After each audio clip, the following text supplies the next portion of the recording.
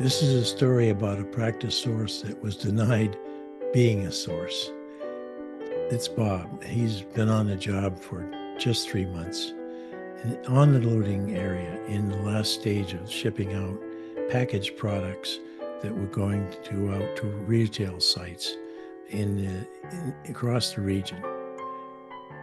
Well, Bob noticed a tear in one of the packages. He looked further into other packages on the skid, and yes, every single one had a small tear.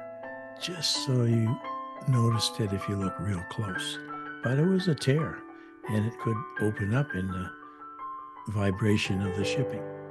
So he said to his supervisor, "Look, sir, here we have a problem."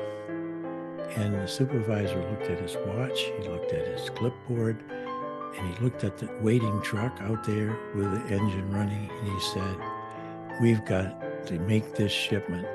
It's a deadline, and I'm responsible if I don't get it on the truck by the end of day." And it's nearly the end of day.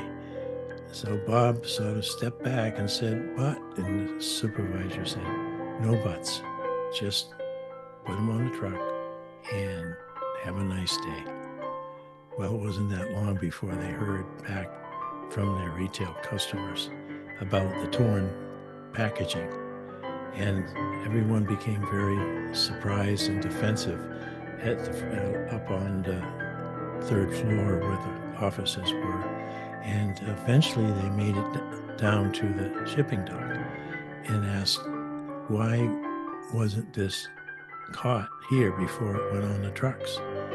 And just as Bob was to say, well, we did catch it, his supervisor gave him the look, which is, keep your mouth shut, or things won't go well for you here. So Bob liked the job, needed the job, liked the feeling of pride that he had when he was putting the product out for shipment when it was in good shape, in very good shape, and really felt badly about putting out an inferior product. But he kept himself out of the conversation, and eventually they decided that they needed to replace all that packaging because they found there was a tiny imperfection in the machine that did the final wrapping, and it causing a tear.